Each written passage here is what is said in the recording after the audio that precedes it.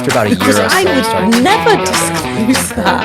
It's nobody's business but your own. Sure. And when they ask Dialogue. And through these methods of meditation, love, you receive love.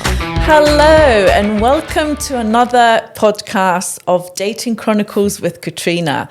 Today, I'm really excited to have my good friend and teacher, Dharmaraj, who is an expert in tantra, relationship and sex therapy. So we're going to have a deep dive about all of the above. And so I'd like to introduce you to Dharmaraj, and he's going to tell you a little bit about his backstory, which is quite interesting. So Dharmaraj, welcome. thanks, Katrina. Thanks for having me. So, my backstory. So about 10 years ago, I started my career in dentistry as a biological holistic dentist. But I realized that wasn't actually my path. And my whole time also training to be a dentist, I was studying in university. I was studying sexuality, human reproduction, anatomy, physiology, and so I have this scientific background. I love science. I love certain aspects of the medical field, but and I also trained in tantra. I trained in tantra massage with a teacher named Charles Muir in the U.S. And I was living this double life as a dentist by day and yoni healer by night, basically. And those worlds could never meet, right? I would basically lose my license to practice. And in 2015, I met my ex-partner, Sarita, Ma Ananda Sarita, one of the greatest living Tantra masters on the planet. I would say it's her, Margot Anand, Mantak Chia as the three living legends towering above the rest. And she kind of took me under her wing as her apprentice. And we were in relationship as well. And then after about a year or so, we started teaching together within her school, Tantra Essence School. And within that year, I also quit dentistry because I was traveling back and forth between the US and Europe. So I quit dentistry, joined her on the road in Europe and Asia, and really started pursuing my passion of Tantra, of sex therapy, as you said, being one aspect of it. But through Sarita, I really understood what is Tantra beyond sex therapy, beyond tantric massage or sexual healing. And so I've been faculty in the Tantra Essence School for the last 8 years now, lead faculty. I'm also apprentice faculty in Awaken as Love School. So these are international Tantra schools, mostly teaching in Bali, also in Spain. And got a few retreats coming up, which you have familiarity I attended your with. one last November, the Tantra Transformation, and I'm going I think it's the 6th of February for another 2 weeks, and I'm going to learn the Kashmiri and the Taoist massage. So let's educate our viewers, because Tantra is very misunderstood. Absolutely. So let's have a lesson on what Tantra actually is. Sure. A lot of people believe that Tantra is all about sex, right? And because sex sells, it's kind of a buzzword that people are using. There was one particular teacher, I won't mention his name, a teacher from a very famous tantric school. And he told me straight up, he's like, I'm not a Tantra teacher. Like, I understand you're teaching Tantra, Sarita's teaching authentic Tantra. I'm not a Tantra teacher. However, the word Tantra sells. So I will continue to use it in my retreats. I'll continue to use it as the title of my trainings because it's a buzzword that gets people in the door. Wow. So very, very honest in that sense. But this is how it's being used. And in the US, I'm from the US, and in the US especially, the word Tantra gets very much perverted. And it's somehow connected to polyamory, to orgies, to BDSM. Like, I'm not saying there's anything wrong with those things in the right context, but it actually has nothing to do with Tantra, actually. Tantra is an ancient way of approaching life with full presence, with love and meditation. It is a union of the masculine and feminine principles. It's the masculine principle of meditation and witnessing, feminine principle of love and devotion. And when you have those come together, that meeting is the space of Tantra. So if anyone's saying that they're teaching Tantra, like, is it based in meditation? No, that's not Tantra. Is it based in love? No, that's not Tantra. Is it approaching whatever we're doing with full presence and totality? No, then that's not Tantra. So basically, if any of these factors are missing, that's not Tantra. And the reason why Tantra has this kind of it's kind of known as the cult of sex. You can trace it all the way back to your roots, actually, right? In England, in the UK, Victorian England. You know, when they went and they took over and colonized India and stole all the riches and wealth from India, and they were also finding these sacred texts, and these scholars started transcribing these sacred texts, translating them from Sanskrit into English. And this is a culture that is so prudish. It's like you have to use a tablecloth on the table because the legs of the table are way too sexual. Like the woman has to be covered from the neck all the way down to the feet. Like, no.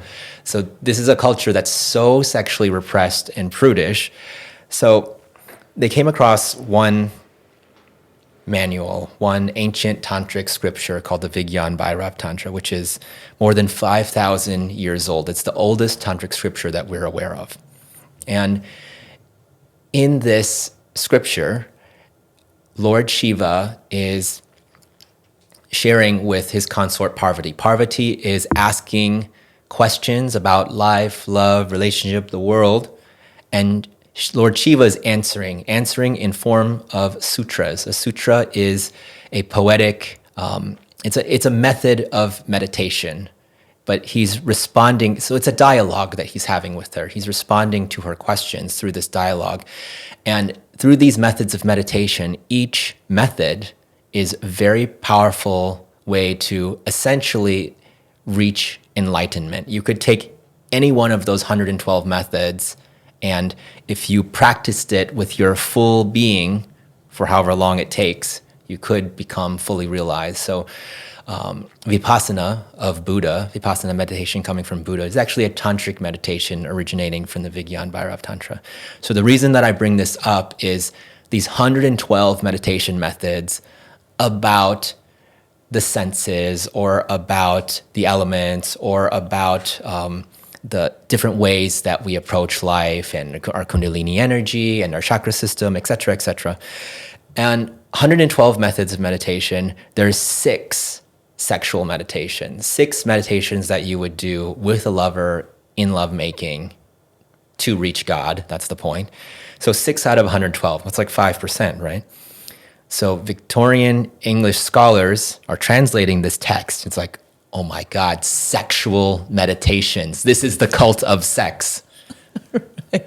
But it's like 5% of what it is, okay. But it's the cult of sex. They've focused on that element. So then that's kind of where the name came from. It kind of stuck. So I'm here to bring back dignity to the word Tantra. You know, me and my school, Sarita Tantra Essence, we're bringing back dignity to this word, because people say, why don't you just use a different word? Because the word Tantra is so misrepresented, so corrupted. But it's such a beautiful word. Tantra has many definitions. One of them is to weave. We're weaving together opposites. We're weaving together masculine and feminine.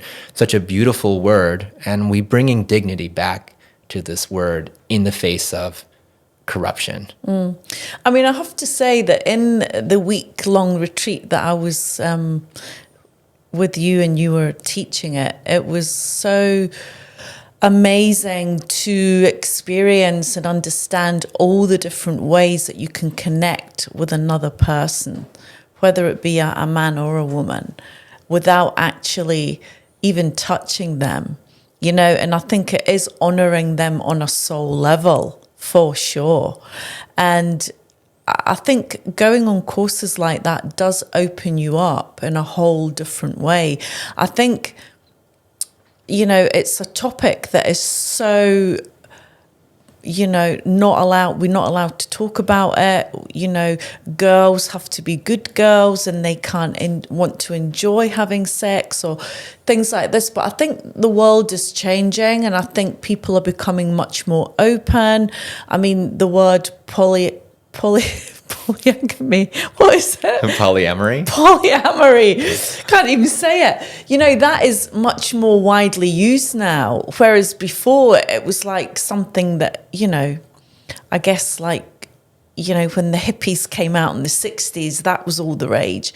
But, it's people are becoming much more open, the younger generation. I mean, when I was on this retreat, it was all, how many? There was 40 people. Most of them were in their 30s, right? 44, yeah.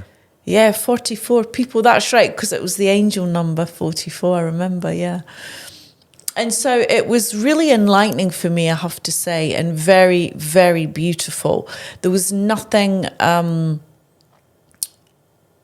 what's the word, underlying, disgusting or seedy. It was all very love and light and godly is how I would explain it. I mean, one of the highlights, I did speak about it before, was when we did the exercise where I had to encompass all the women that the man had ever been hurt by, and we all paired up. And the pain of the men in the room was so highlighted to me. I mean, above anything else that whole week. And I really understood how men really have no voice. They can't express their emotions. They hold so much within them. And this was like a lion's roar from 20 men in one place. And it was just so powerful. What can you tell us about that? Because I know you work with a lot of men. Mm-hmm. What is the underpinning thing you would say that is just comes up with every guy that you talk to? You hit the nail on the head regarding emotions. So our society, our culture, whether it's Western or Eastern, has mostly asked men to suppress their emotions, to be a man, to be a rock, to be so strong, and to push it all down.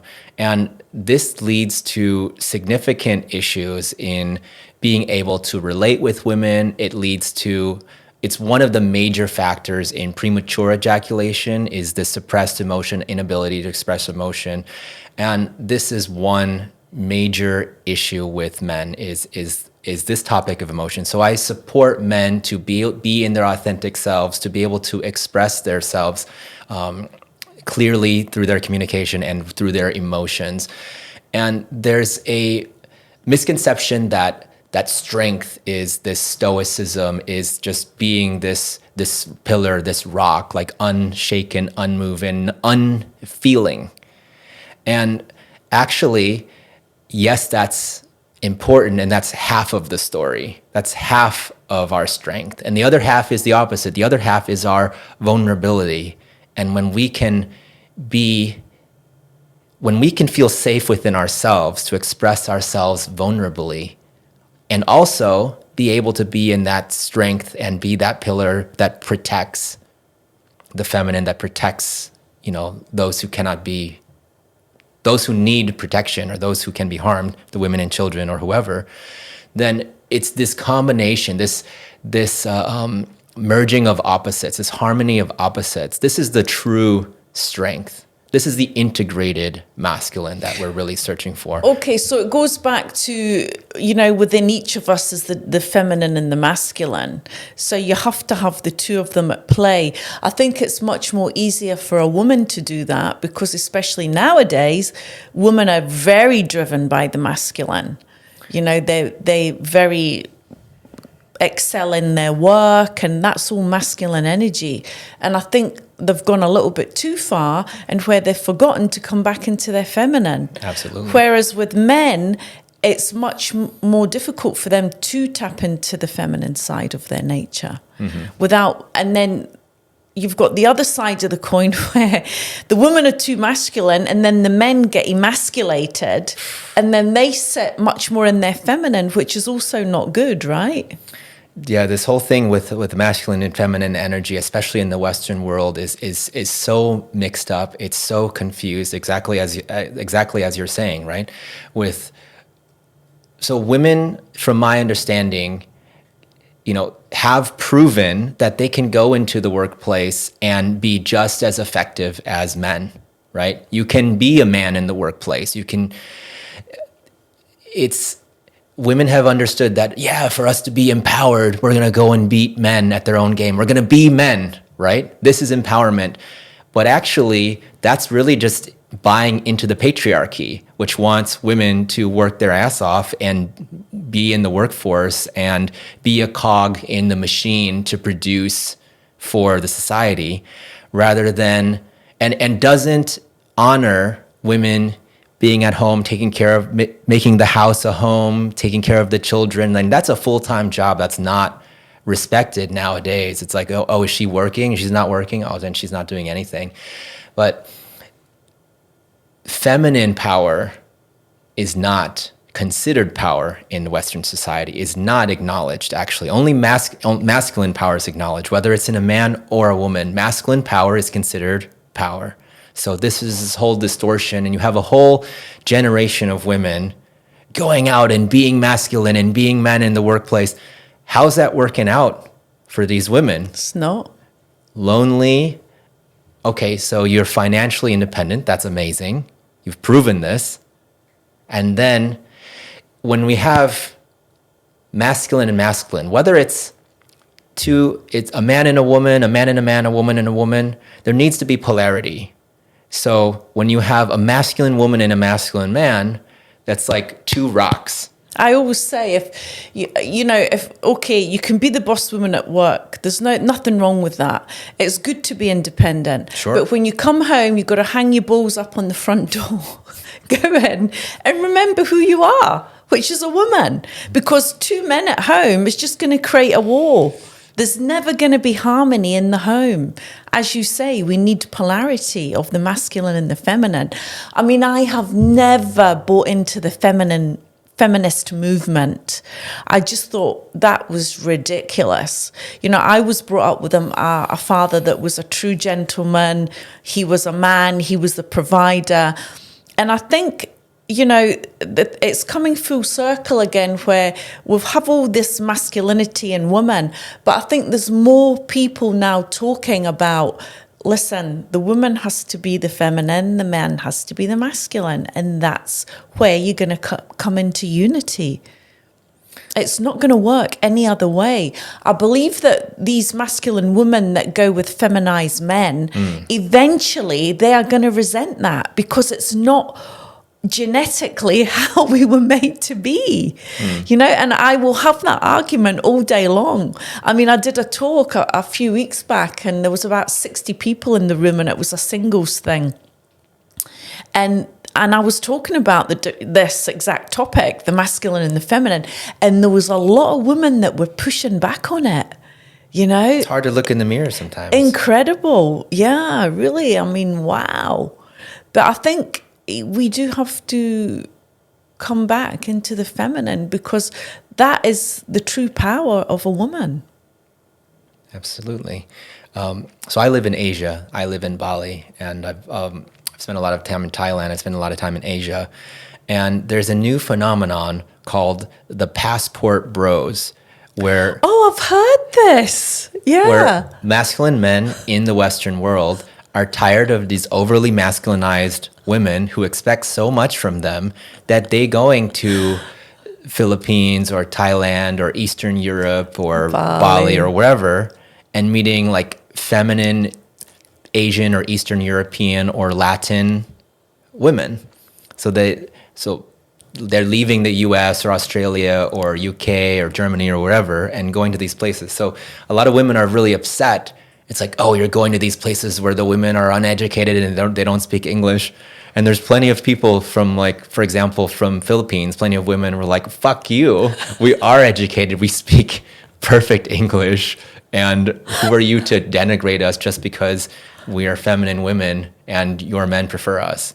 So there's a whole movement. Like in the Western world, there's a lot of things happening, and not to say that a lot of things like this kind of woke movement where it's where you can just identify as a man or identify as a woman just as you please. So and especially confusing the children who are trying to find out who they are and trying to receive an imprint of what it is. Boys trying to receive an imprint what it is to be a boy, or girls what it means to be a girl.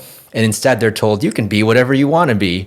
Yeah, you can identify as a zebra if you want. Like, I don't agree with that at all. So there's a lot of confusion, and it's not just in the workplace, the polarity shifts there, and also just the whole Western kind of, even in the educational system, right? So even in young with the kids, and they're getting so confused, whether it's a gay couple or a heterosexual couple or whatever, like for a healthy interaction, for a healthy connection, there is one. Even let's look at a gay couple. There is one that's going to be more of the feminine, more of the bottom, and one more of the top. I had this. Right? I had this conversation the other day. Who was I talking to? I think it was a gay client I had. And I was talking to him about, well, you've been in a couple they've been together 23 years. Yeah, it was one of my guests. And he said, well, I don't agree with that. I said, okay, so you don't think you're the man and he's the woman, or the other way around? And he's like, no. And then I gave it to him in a different way. I said it in a different way. Well, is he not more the masculine energy? Like he's the doer and you're the more. And then he thought about it and he said, actually, yeah, you're right. You're actually right. I am more the feminine and he is more. I said, yeah, there has to be, even in gay relationships, because there has to be that polarity of difference. I mean, I talk a lot about how men should be able to perform the whole night long. Women can have multiple orgasms and go on, in and out, the ebb and flow of a woman. And whereas most men will just go the one round and then they're done. And a woman is never fully satisfied. But I know that you teach men how to stay erect for hours and hours so that they can fully please a woman. I mean, can you give because a lot of men ask me that question. Well, how do we do it? How do we do it? And I never really know quite how to answer them. It's not that I teach men how to be erect for hours and hours. I teach them how to make love for hours. There is a difference. Okay. Where we wouldn't be erect that whole time. There wouldn't be any expectation of that. Okay. So that's the thing. Because of testosterone, our brains are shaped differently than women. Yes. So let's talk about that, because that's very interesting. And then I'll bring that into this quality of sex that you're talking about. So in the womb, we as men as boys, are exposed to 30 to 50 times more testosterone. So that creates tremendous physical strength. It's like you could have a man and a woman of the same size and build, and the man will be physically much stronger because of this level of testosterone, especially during, in the womb. So it shapes the way that we think, and it shapes our brain into being very much like a hunter, like going for a goal, like getting from A to B with the least amount of energy expenditure as possible, with the most efficiency. So to fuck a woman with the least amount of effort, impregnate her, move on, impregnate the next woman, spread our genes, right? So this is in our like animal brain. This is the deep programming to go for a goal, right? But we are not just animals. We also have human consciousness. We also have free will. We also can make a choice. We don't have to be driven only by our animal instincts. So you have men who are more of their animal instinct, and there's others that, okay, I recognize that's there, and I'm going to make a different choice, right? So the feminine is different. Women are not rushing out to get impregnated as quickly as possible. Generally, that's not the case. This is perhaps the most important decision a woman could make, especially before the invention of birth control. It's like you sleep with a man, you could become pregnant, he could fuck off. Your whole life is now changed, right? Now you have to put all your energy and resources raising this child. Maybe you don't have support from the man, maybe financial support or protection or anything, right? So you have to be very selective of who you're going to choose. And that all changed with the invention of birth control. That's why the 60s could happen the way that it did. Women could be sexually liberated and all this because of birth control. Other than that, it's the most important decision you can make. Whereas for men, at least as animals, wouldn't necessarily have to take responsibility. Well, you could speak about the integrity of that, of being out of integrity, but you could go here and there and then fuck off, right? Many men are doing this. So the women's brain is designed for connection. It's not designed for getting to A to B. It's like the journey is important. The how you feel during it is important. And Tantra is, while Tantra is respecting the masculine and feminine paths and merging the masculine and feminine energy, from another point of view, it is more feminine in nature. We're not going towards a goal. We're not going towards, we're not having expectations. So in the sex, tantric lovemaking, we would drop goals and expectations of me having an orgasm, me ejaculating, you having an orgasm, you ejaculating, you having multiple orgasms. We're dropping all of this. We're dropping the expectation or goal of all of this. Even the man having an erection, we drop that as well. I teach men how to penetrate a woman with a soft cock. Like we don't even need a hard cock to be able to penetrate. There's a specific position for that.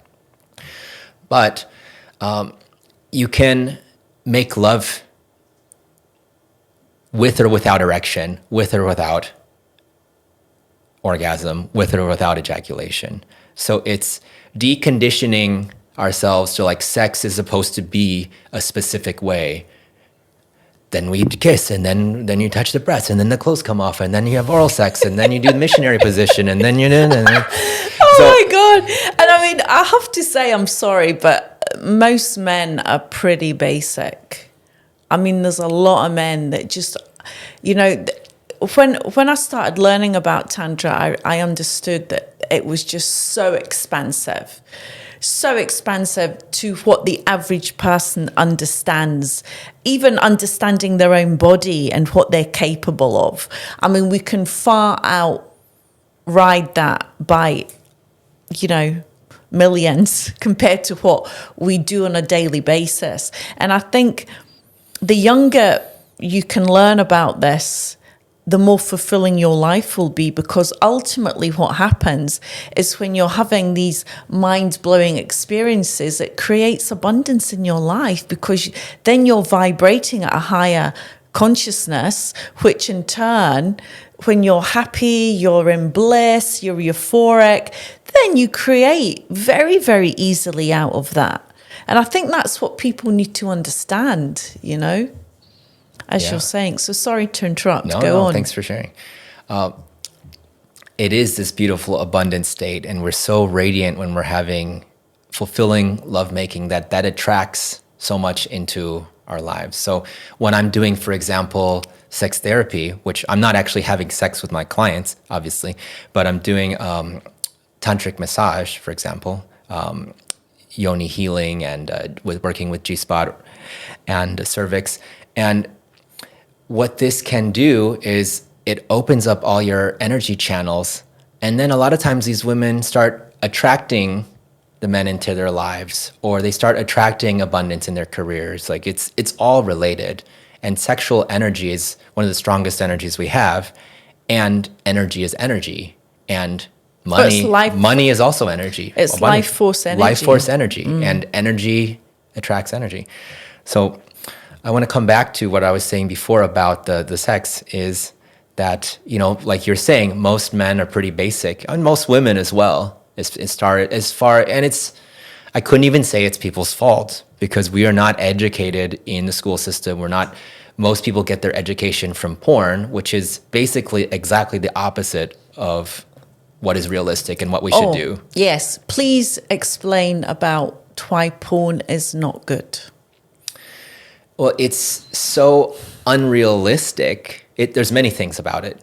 It's so unrealistic that then when you meet a real woman and she's not doing these things, then it's because you think, a lot of people's education is based in the porn, so they think that this is how women should behave. And it's so unnatural. A lot of times in porn, it's purposefully degrading or purposefully extreme because porn has to become more and more extreme to catch your attention with incest or with I don't know what, going from the ass to the mouth or coming all over your face or whatever, right? I don't know if the censors want to censor that out. But it's just like most women are not into these things. Some are, and that's fine. But it's just unrealistic. So it gives men a distorted vision of what women actually want. It's a distorted vision, and also it's what a lot of men consider it to be an educational video. Like, oh, I should just follow what he's doing, and then sex will be good. And then she'll be moaning just as they're moaning on the screen. These are actors. They're moaning because they're actors. Another thing that happens is that men get demotivated to actually find a woman in real life, because actual women in real life, they might say no, or they might not be as hot as the woman on the screen, or they could be emotional, or they could have demands and expect you to buy them things or to take care of them or spend time with them or whatever. And then there's whole cultures. I think that's like flower men in Japan, or in certain countries, a lot of the men have just like shunned having a girlfriend or a wife and just like, I'm just going to be single.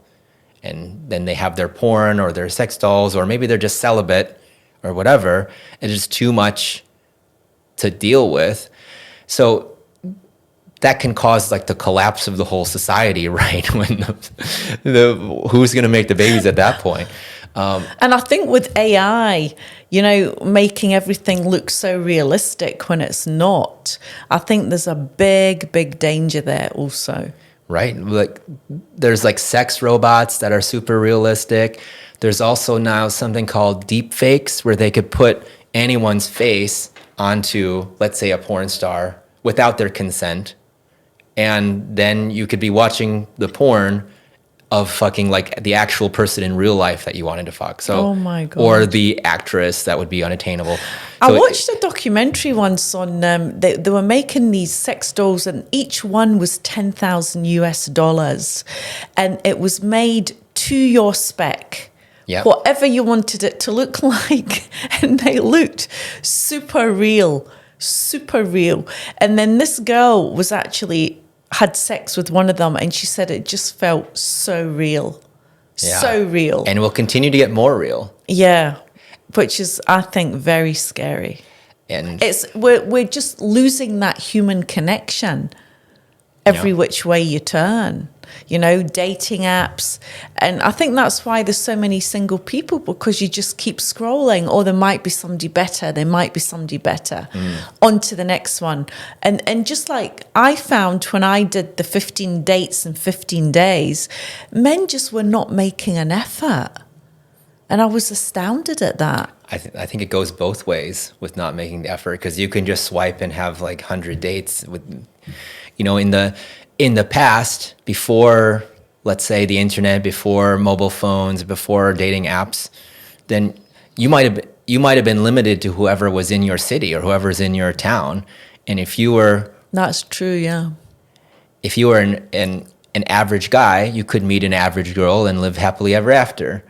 Well, now with dating apps and things, women don't want an average guy anymore. They can get a guy that's more rich or more handsome, or like anywhere in the world. Suddenly, like millions or billions of people can reach you, especially for the women.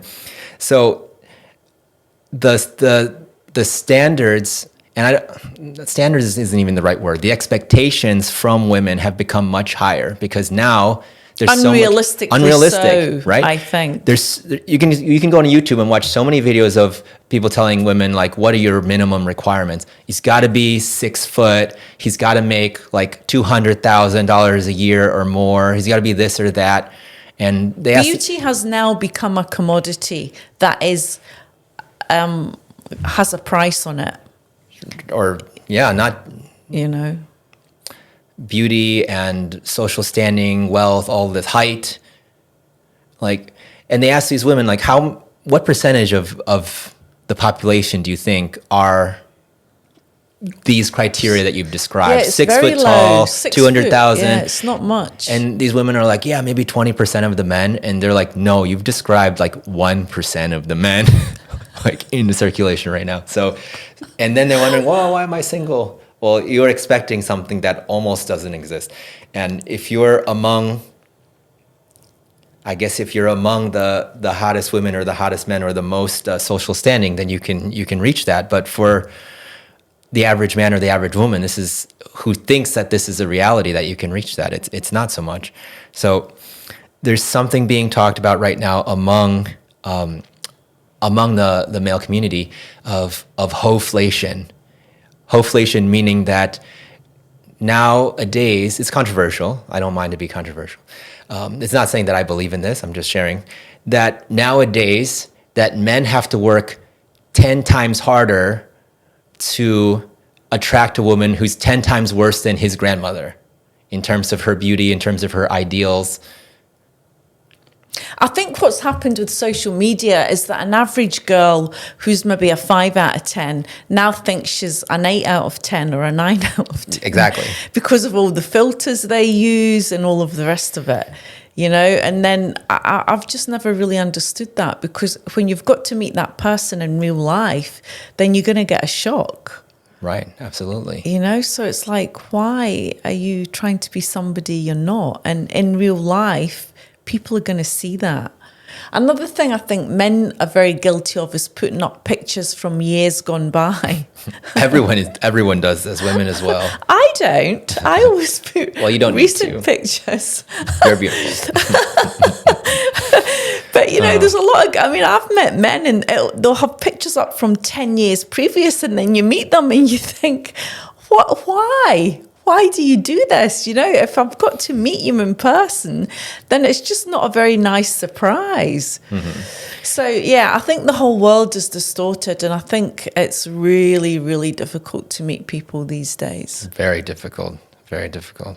I think statistically, most people are meeting online at this point, right? So, which I really do not like to have to do that. No, me neither. I want to ask you about, so men, I think there's a lot of women nowadays that don't stop to think about how men feel, what they want. I think for me, men are very simple creatures. They want to be fed, loved, taken care of, appreciated. And men, as you know, will, what's the word? I can't get it out. They always want to be respected more than they want to be loved. A man will always say to you, I'd rather be respected before I was loved. And I think women don't take enough time to tell a man when he's doing something that they enjoy or they like, because a man will just want to do more of the same, and women, it's all about me. How can he service me? Some guys will bash me and say, oh, you're always talking about men this and men that, but I'm not. I think I'm very balanced in my opinions of both, because I can see where men are very downtrodden in this day's society, and there's so much expectation on them. But really, if you just do a few key things, they'll be the happiest people in the world. And if women can just stop being so demanding and realize that actually you're not that special, and you have to earn somebody's respect, or if a man wants to keep seeing you, it's because you're nice and that you treat them equally as giving as they are for you. I think it's a give and take. I think men and women are different, and I think we have different roles to play. But it's not, a lot of when I post some of the stuff that I do, a lot of men will come back to me and say, yeah, but, it's all about take. And I'm like, no, I'm not saying that. But a man, if I go out for you with dinner, if I was on a date with you, I'd expect you to pay 1,000%. But it's not to say that I'm going to sit back and just take. I would do other things for you. So I think there has to be that push-pull always in relationship.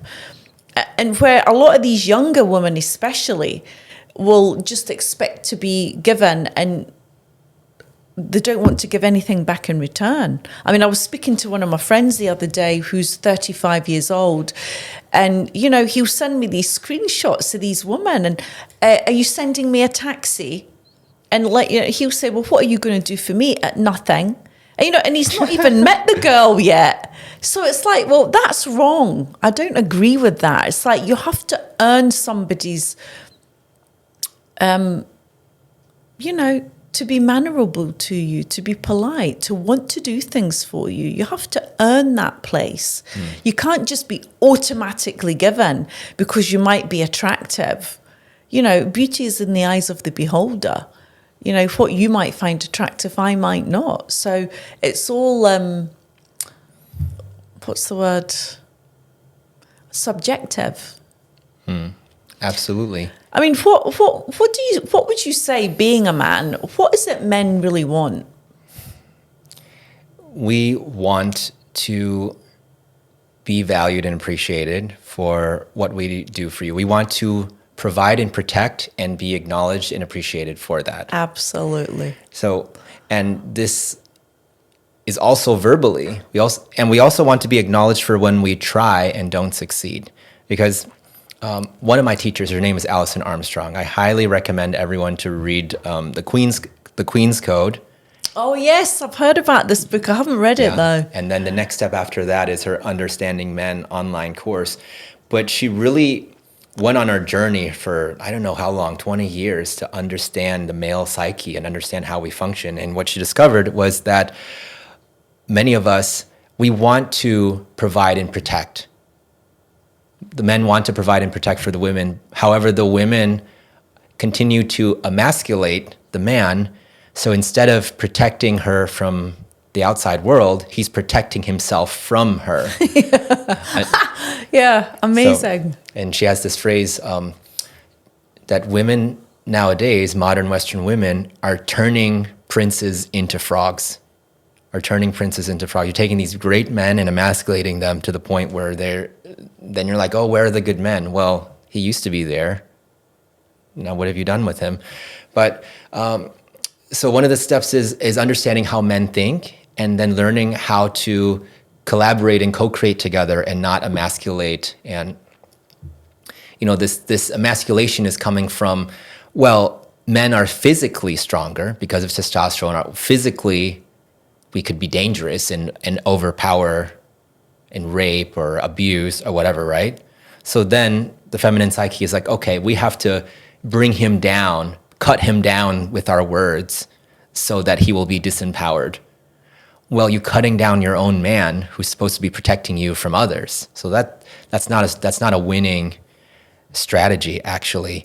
But what do we really want a feminine woman?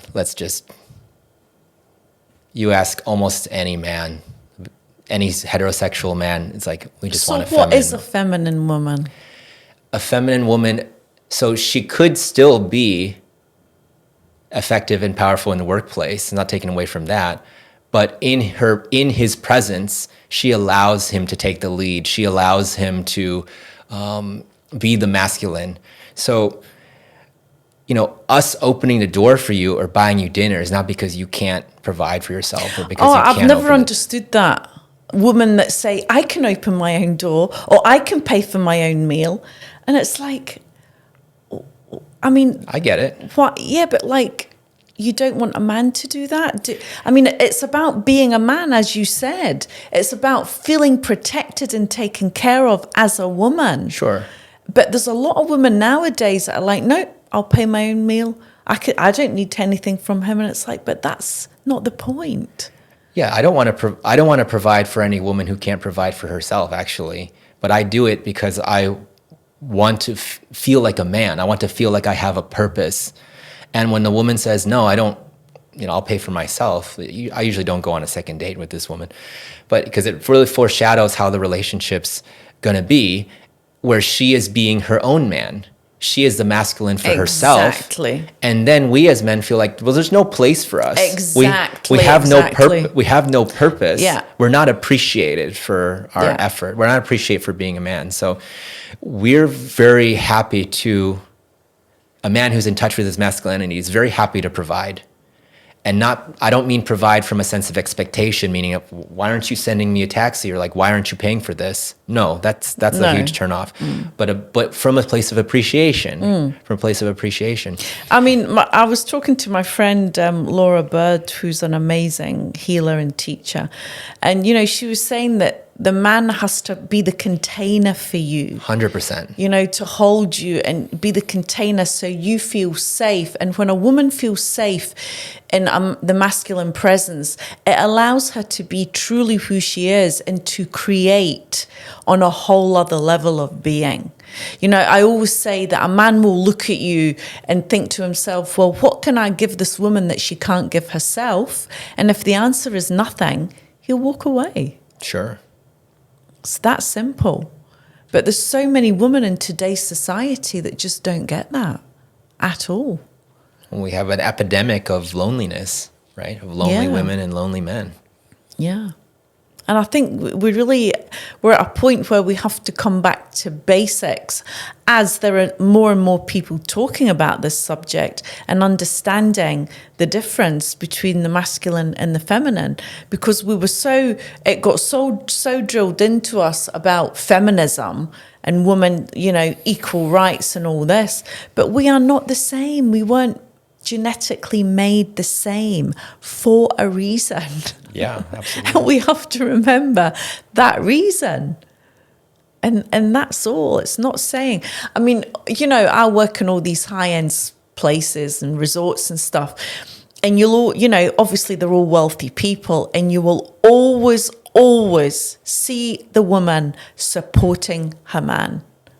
She is the woman in the relationship. She takes care of them. She takes care of the kids, the house, the home. And, he has to come back to peace. If you ask a lot of men that, they'll say, I'll ask them, what do you want in the home? And they'll always say, I want to come back to a peaceful home. I don't want to come back to have to fight with my wife about X, Y, and Z. 100%. And I think if we can all understand that, then we probably would be able to get into a healthy relationship and stay there and cultivate that. Absolutely. Peace and quiet and transition time, this is all very important. So let's say if we have not that all families are like this, but if we have like kind of the traditional example of the man is coming home from work and the woman is taking care of the household and the kids, he will need some time for himself to reset before engaging the family. For example, he'll come home, and rather than rush, daddy, la, la, la, la, like he may need space to shower, read a newspaper, like to change clothes, decompress. And then he's ready to be in totality. So if you want a man to be total and present with you, I mean, I've asked women all over the world through my couples retreats, and what's your number one quality you're looking for in a man? And it's not how big his dick is or how tall he is or how much money he has. It's presence. It's something that takes practice to cultivate, to be fully present with someone. And you'll want your man, or actually anyone wants anyone to give full presence, right? If we're talking and I'm just like fucking looking around and not paying attention and being on their phone. Right. That's not what creates connection. That's not what honors each other. So if you want a man to be fully present with you, he needs his alone time. He needs the transition time coming back from work, or let's say you are going into intimacy. Well, there needs to be some kind of a transition. You don't just jump straight from, you jump right back from work and you're jumping into bed. That's not going to work. There needs to be a transition of having a tea together, or holding each other, or whatever it is. It could be different rituals for different people, and he'll also need his alone time as well to decompress and to come into the space of needing connection. So that's why a lot of men, whenever we can help it, we have a man cave. We have a place that we can go and be alone and be in silence. And a lot of women will ask men, it's like, what are you thinking about? And we'll be like, nothing. And it's hard. What do you mean nothing? But literally we're thinking about nothing. Like, we can't wait for that space of thinking about nothing. Well, I remember reading Men Are From Mars, Women Are From Venus with John Gray, 20 years ago. And he talks about the man cave, and he explains, why men do need that space alone to come back to themselves. I mean, in all the relationship therapy that I've worked with couples, it's always the big problem is sex. Always. They're not having sex. Right. I mean, if the sex is fulfilling, you can almost guarantee there's so much harmony in the relationship. Right. Once the couple stops having sex, or if the sex is not good or not frequent enough, or both partners are not satisfied, because then you have big issues. And as you were saying before, most women are simply not satisfied, because as men, our animal brain is conditioned to get from point A to point B and to come as fast as possible, or to, and most sex, if in the US, the average sex between a man and a woman is 12 minutes from both people with their clothes on to the man ejaculating and going to sleep. Yeah, that's right. I've heard that before. 12 minutes. It takes a woman 20 to 40 minutes of foreplay before she's even ready for a finger. She's even ready for any kind of penetration. Forget about the cock.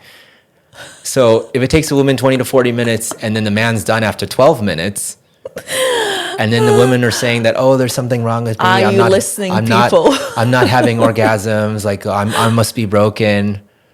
Well, no. But I also don't want to blame the men, because it's a poor education in the system.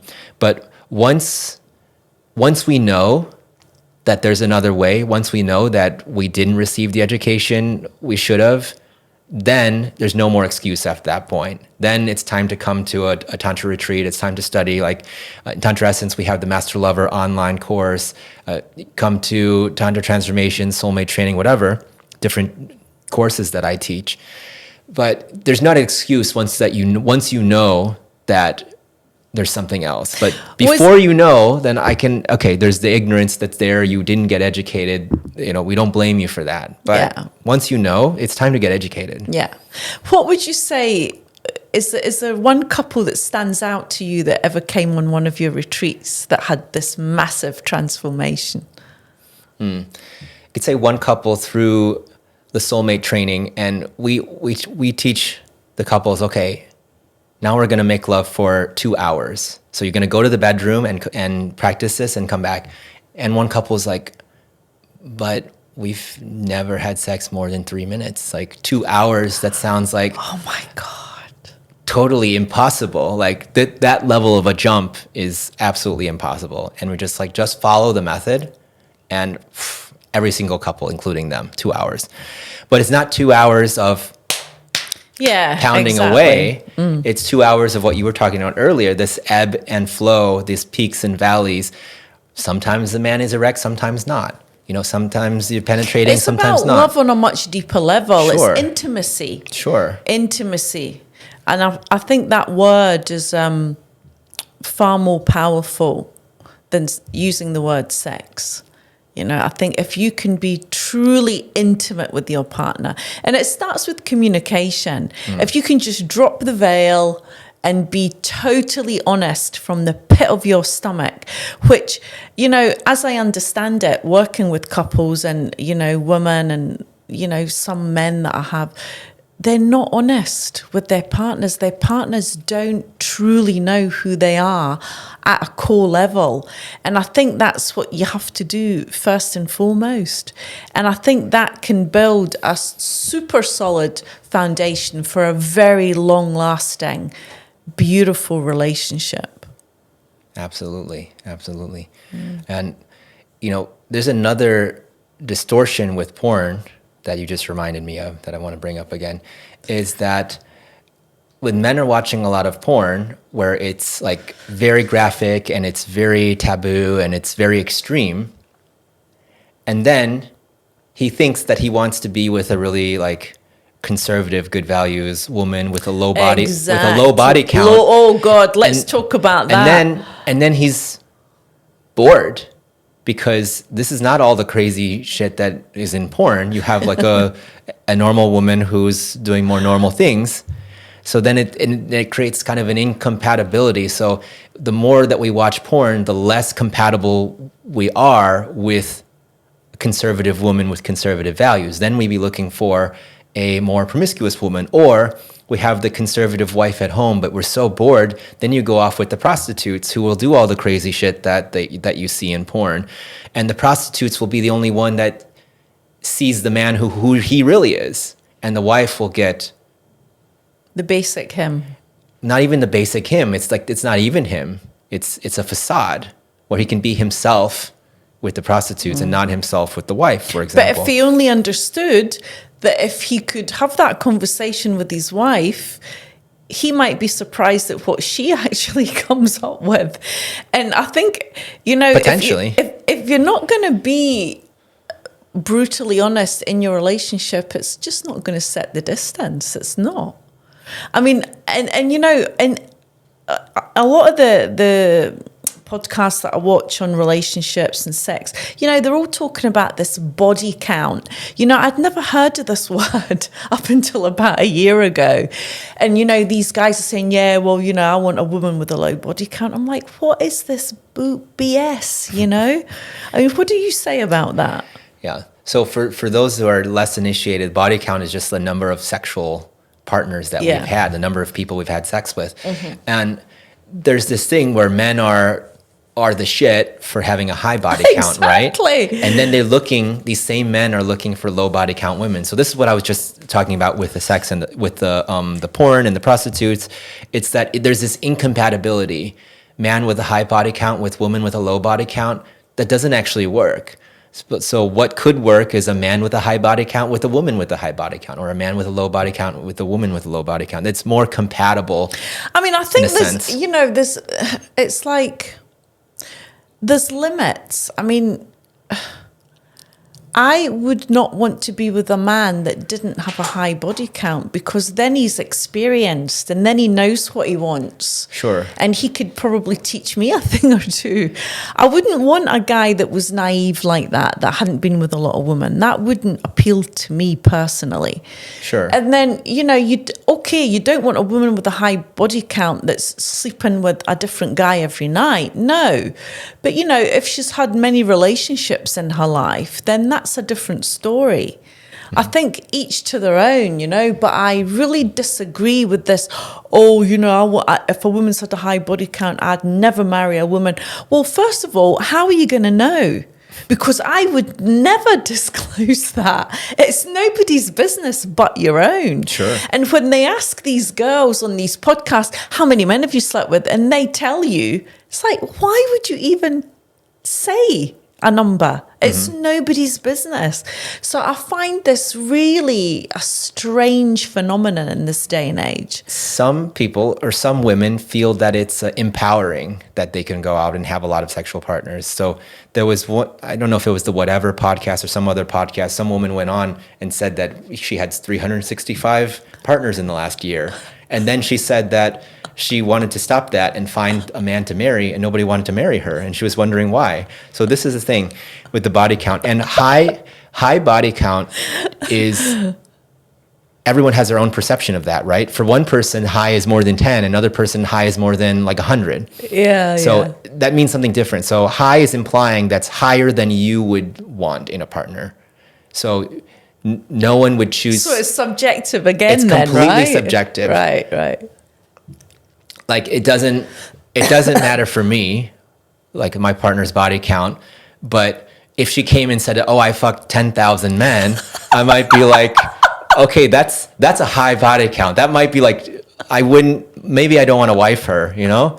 Like normally I wouldn't care, but everyone has something that's like, okay, that's too high. You know? Okay. So yeah, I mean, okay, I'll take it. But I think there's too much emphasis being put on that in this day and age, and I just think it's ridiculous. You know? It's because again, it's then making woman the submissive, or a woman should behave like this. No, a woman is as sexual as any man. And women nowadays are much more free in that way. So I don't like putting women in a box like that. I don't think it's fair. And especially if you're practicing tantra or, going down that path, it's a different mentality. There's one guy online who actually lives in Dubai, and he's got a lot of followers on YouTube, and he talks about woman being past it after the age of 28. Yeah, 28. He probably learned that from Leonardo DiCaprio, who's leaves a woman when she turns 25. He's done this like 10 times. Yeah, but then he's supposed to be, he likes men as well. So the rumors go. So I think that's all just a facade as well. But it's like when you listen to somebody like that, it's very demeaning, and you think, well, is this really true? Am I just no good? Am I just washed up on the shelf? And it's like, and I fought back, and I'm like, well, I'm a lot older than 28, and I'm doing just great, thank you. And I made this big long thingy, and I got about 40 likes on it. I'm saying, this, because it's ageism. What it is ageism. And people putting you in a box because of your age. And this is why I never like to disclose my age, because people immediately put you in a box. Sure. And I think, age nowadays, especially with women that take great care of themselves, is just a number. It's about the way you present yourself. It's your mentality. It's your way of thinking. I mean, what is age? Absolutely. But a biological number. So, yeah, I mean, it's a big topic. Sure. So when I was 28, I started dating Sarita. We dated for about 5 years. Yeah, tell us about that. You didn't tell us about that, yeah. No, actually, and then when I was 29, she was 58. So she was exactly double my age, actually. And she had just as much energy, if not more, than any of my previous partners who were in their 30s, for example. So it's entirely a mindset, because in certain cultures, let's say in India or in Japan or in different cultures, it's like once you hit 40, you're an auntie. You're not a sexual being anymore. Yeah, that's right. Once you cannot have children, then you're worthless. Then who's going to want to have sex with you? So, and if the women buy into that, that's exactly what's going to happen. You're going to be dried up, shriveled, not attractive to men. But if you understand that, no, I'm a juicy woman. I'm still hot. Like, I still got it. I'm still sexy. I still have great orgasms. I still want to fuck. I still want to make love. Like, then that comes through. So Sarita never put any emphasis on her age. So and you were married for 4 years. That's right. We were married for 1 year, but we were together. We were together for 4.5 years, almost 5 years. Yeah. But she was just as juicy as any other woman. It's all a mindset. And I knew other women that are her same age who decided that, oh, I turned 60 and now I'm a senior citizen and now I'm not sexual anymore. And just like overnight, they went from like a juicy woman to now I'm a senior citizen. So it's entirely the mindset. Yeah. You have my friend Lori Handlers, who's also a Tantra teacher, who's in her 70s and living her best life. Super sexy and sexual and, helping guide other older people to I don't know if it's a course that she teaches or a book that was something like life begins at 50. Like your sexual life can just peak when you're older. I think with an older woman, you have less hang-ups. You're more free. You're more into your acceptance of who you are. And you know what you like and you know what you want. And I think that exudes confidence, which in itself is sexy. Absolutely, absolutely. So it's like, I've always said, you don't put me in a box ever. In ancient times, in the tantric community, like older women would initiate the younger men and train them in the art of lovemaking. Yeah. And it absolutely makes sense also because the older women are skilled, they're good teachers, and also they can't get pregnant. So then to train these men how to conserve semen, like, maybe she'll be upset with me if I talk about this on the air, but I got an incredible training with Sarita, and I didn't have to worry about her getting pregnant. So there was no repercussion if I came on accident or something. Like if I was trying to last for hours and I didn't, there was no repercussion for that. Whereas with a younger woman, there might be this constant fear that she could get pregnant. And then you can't let go the same way. Right, you can't surrender the same way. So as in my training for semen conservation, that was incredible, that journey with older women. So there's also a lot of benefit to that. I historically have always had challenges dating women under 30, didn't quite know what they wanted, were flaky or had high expectations or whatever. So I don't know. So for me, it doesn't matter. It's the maturity of the woman, regardless of I think it's about connection. And the connection, yeah. It's connection and it's what you want. I mean, obviously, if you want children. And then you need to be with a younger woman if you want children, yeah. Absolutely. And if you don't, I had no interest in children when me and Sarita were together. Otherwise, we couldn't be together. And actually, at the point when we separated, about 5 years in, I went from, fuck no, definitely don't want children, to I'm actually open to having children. And then we became less compatible at that point. So that was one of the reasons that we ended up parting ways. And now we're beautiful friends. We still teach Tantra together. But yeah, it's an absolutely amazing example, actually, of that road. Right. So if you want children, then yeah, you're going to choose a woman who's in that fertile age. But otherwise, it shouldn't matter. So, rounding up, what would you like to finish on? Because you've given us a lot of information today. What would I like to finish on? I just give people one tip, a couple of tips to bring into the bedroom, because I know everyone's interested in that. Oh, how do I make my sex better? Like, we've listened to this whole podcast and like, what are like the key things to have the best sex ever? Okay, so as I said before, dropping goal and expectations and living in the mystery of every moment, like being in the lovemaking, being in the mystery of every moment, and incorporating breath, movement, and sound, allowing yourself to move, to fully breathe, and to express sound. All of these are master keys that will amplify your pleasure. So dropping orgasm as a goal, enter the mystery, breath, movement, sound. Just a few tips you can bring in the bedroom. And I like this exercise where you give love, you receive love. You give love and you just sit in meditation and you just keep doing this. You give love, and that is very balancing. And then that brings in actually abundance to you as well. And the more grateful you can be. Sure.